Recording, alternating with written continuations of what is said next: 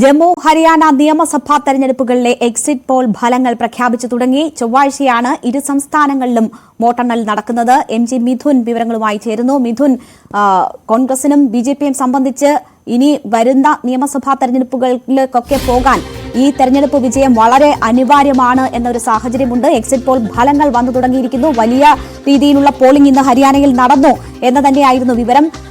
എന്തൊക്കെയാണ് ആദ്യ സൂചനകൾ? ആദ്യ എക്സിറ്റ് പോൾ ഫലങ്ങൾ പുറത്തു വരുമ്പോൾ അത് കോൺഗ്രസിന് അനുകൂലമാണ് എന്നത് തന്നെയാണ് നമുക്ക് മനസ്സിലാക്കാൻ സാധിക്കുന്ന.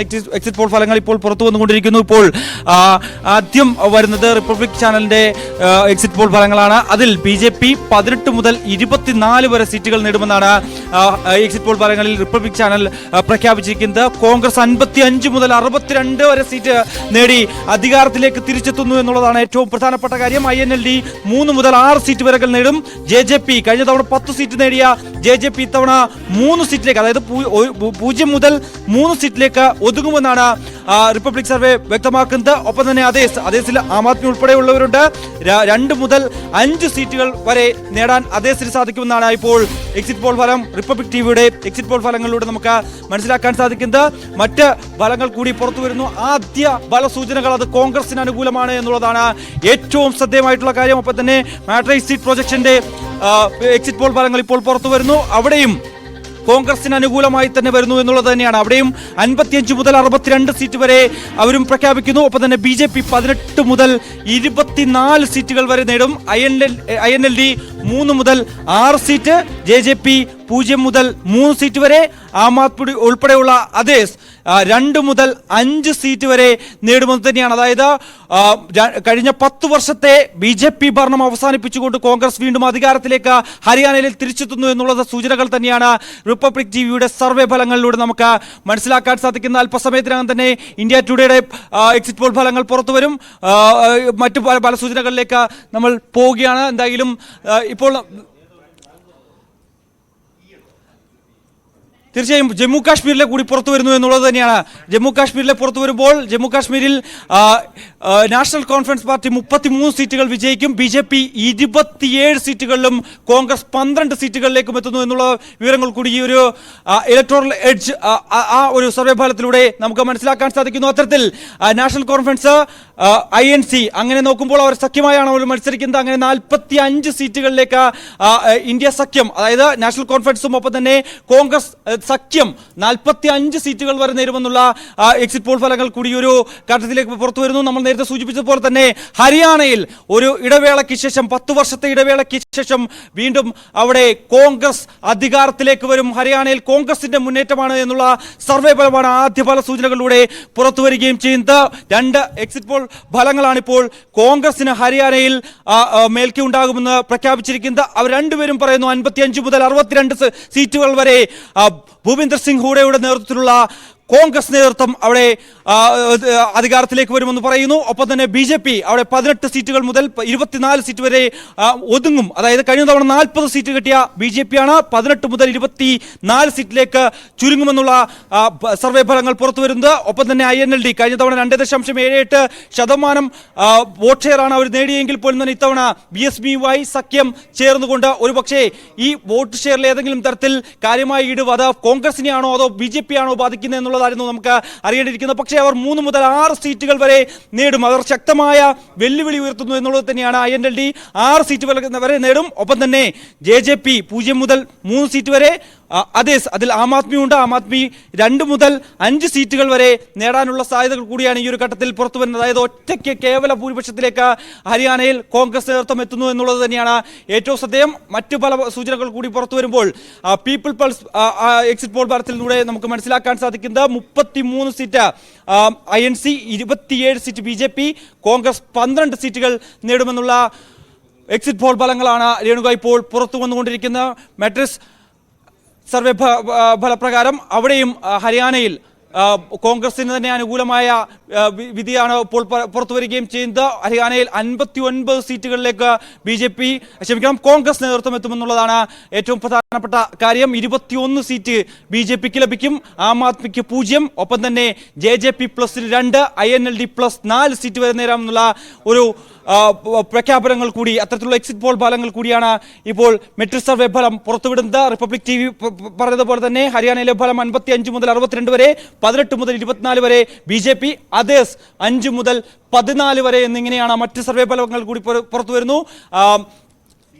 ഇനി നമുക്ക് നോക്കേണ്ടത് പീപ്പിൾ പൾസ് സർവേ ഫലം. ജമ്മു കാശ്മീരിൽ BJP 27 സീറ്റ്, കോൺഗ്രസ് 50 സീറ്റ് നേടുമെന്നാണ് ഇലക്ട്രോൾ എഡ്ജിന്റെ ആ ഒരു സർവേ ഫലത്തിലൂടെ മനസ്സിലാക്കാൻ സാധിക്കുന്നത്. പീപ്പിൾ പൾസ് സർവേ ഫലത്തിൽ പറയുന്നത് 50 സീറ്റ് വരെ കോൺഗ്രസ് നേടും, PDP 11 സീറ്റിൽ ചുരുങ്ങും. അതായത് കോൺഗ്രസ് നാഷണൽ കോൺഫറൻസ് സഖ്യം 50 സീറ്റുകൾ വരെ നേടും, അവിടെ അധികാരത്തിലേക്ക് വരുന്നു എന്നുള്ളതാണ് ഏറ്റവും പ്രധാനപ്പെട്ട കാര്യം. മറ്റ് സർവേ ഫലങ്ങൾ കൂടി അല്പസമയത്തിനകം തന്നെ ആദ്യ ഫലസൂചനകൾ പുറത്തു വരുമ്പോൾ അതിൽ ഹരിയാനയിൽ കോൺഗ്രസ് എന്നും ജമ്മു കാശ്മീരിൽ 10 വർഷത്തിന് ശേഷം നടക്കുന്ന തെരഞ്ഞെടുപ്പാണ്. ഒപ്പം തന്നെ ആർട്ടിക്കിൾ 370 റദ്ദാക്കിയതിനു ശേഷം നടക്കുന്ന തെരഞ്ഞെടുപ്പാണ്. യാതൊരു തരത്തിലുമുള്ള ഒരു അക്രമ സംഭവങ്ങളും ഉണ്ടാകാത്ത രീതിയിൽ നടന്ന ഒരു തെരഞ്ഞെടുപ്പാണ്. കഴിഞ്ഞ കാലങ്ങളൊന്നും തന്നെ കണ്ടിട്ടില്ലാത്ത രീതിയിൽ വലിയ രീതിയിൽ ഇത്തരത്തിൽ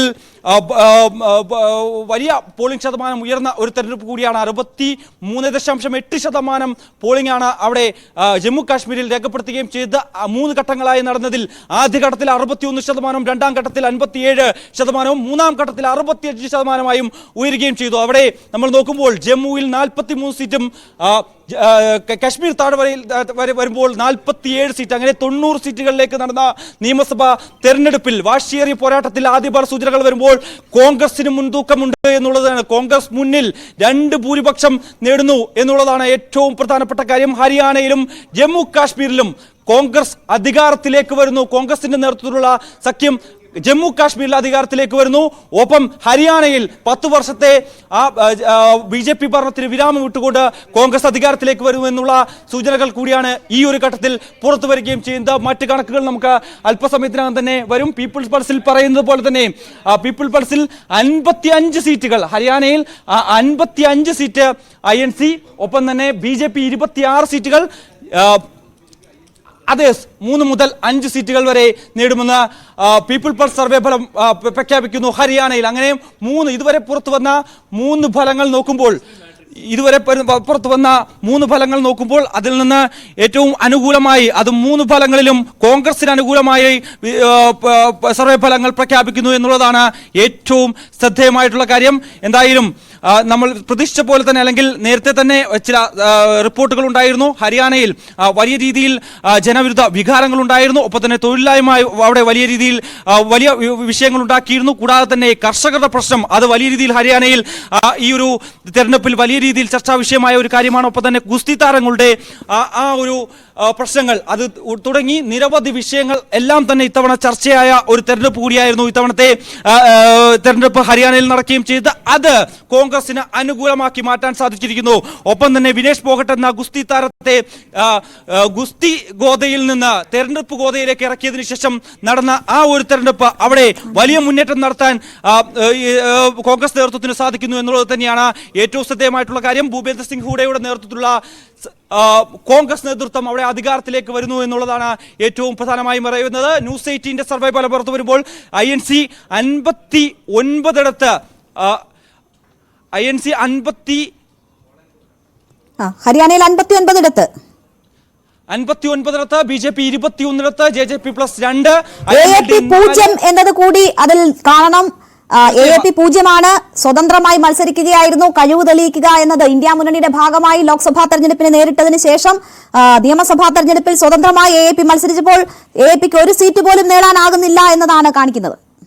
തീർച്ചയായും അങ്ങനെ തന്നെയാണ്. അതായത് ഒരു പക്ഷേ ഒറ്റയ്ക്ക് മത്സരിക്കണമെന്നുള്ളൊരു തീരുമാനത്തിലേക്ക് എത്തുന്നത് ആദ്യഘട്ടങ്ങൾ മുതൽ തന്നെ വലിയ രീതിയിൽ ഈ സീറ്റ് ധാരണയുമായി ബന്ധപ്പെട്ട ചർച്ചകൾ നടന്നിരുന്നു. 10 സീറ്റുകൾ വരെ നൽകാൻ തയ്യാറാണ് എന്ന്, 7 മുതൽ 10 സീറ്റുകൾ വരെ നൽകാൻ തയ്യാറാണ് എന്ന് കോൺഗ്രസ് നേതൃത്വം അറിയിച്ചിരുന്നായിരുന്നു. പക്ഷേ 10 മുതൽ 20 സീറ്റുകൾ വരെ വേണമെന്നുള്ള ആവശ്യത്തിൽ ആം ആദ്മി ഉറച്ചു നിൽക്കുകയായിരുന്നു. ആ നിലപാടിൽ നിന്ന് പിന്നോട്ട് പോകാൻ പറ്റാത്ത സാഹചര്യത്തിലാണ് സഖ്യം വേണ്ട, ഹരിയാനയിൽ സഖ്യം വേണ്ട എന്നുള്ള നിലപാട് ആം ആദ്മി നേതൃത്വം സ്വീകരിക്കുന്നത്. അത് അവർക്ക് വലിയ തിരിച്ചടിയായിരിക്കുന്നു എന്നത് തന്നെയാണ് ഏറ്റവും ശ്രദ്ധേയമായിട്ടുള്ള കാര്യം. ഒരുപക്ഷെ ഡൽഹിക്ക് അതിർത്തി പങ്കിടുന്ന ഹരിയാനയിലെ ആ മേഖലകളിൽ മാത്രം ഏകദേശം 1% വോട്ടിൽ ചലനമുണ്ടാക്കാൻ ആം ആദ്മിക്ക് സാധിക്കുമെന്നായിരുന്നു കരുതിയിരുന്നെങ്കിൽ പോലും അതൊക്കെ തന്നെ കാറ്റിൽ പറത്തിക്കൊണ്ട് ഒരു സീറ്റ് പോലും നേടാൻ സാധിക്കുന്നില്ല എന്നതാണ് ഇതുവരെ പുറത്തു വന്നിട്ടുള്ള എല്ലാ സർവേ ഫലങ്ങളിലൂടെ നമുക്ക് മനസ്സിലാക്കാൻ മാത്രവുമല്ല, ഹരിയാനയിൽ ഭരണവിരുദ്ധ വികാരം നേരിടാൻ ബിജെപിക്ക് കഴിഞ്ഞിട്ടില്ല എന്ന കാര്യം കൂടി വ്യക്തമാവുകയാണ്. ഇതുവരെ വന്ന ഫലങ്ങൾ നൽകുന്ന സൂചന വ്യക്തമായ ഭൂരിപക്ഷത്തോടു കൂടി കോൺഗ്രസ് അധികാരത്തിലേക്ക് എന്നത് തന്നെയാണ്. കോൺഗ്രസിന് 59 സീറ്റുകൾ വരെ പ്രവചിക്കപ്പെടുന്നു. മാട്രിക്സ് നൽകുന്നത് 55 മുതൽ 62 സീറ്റ് വരെയാണ്.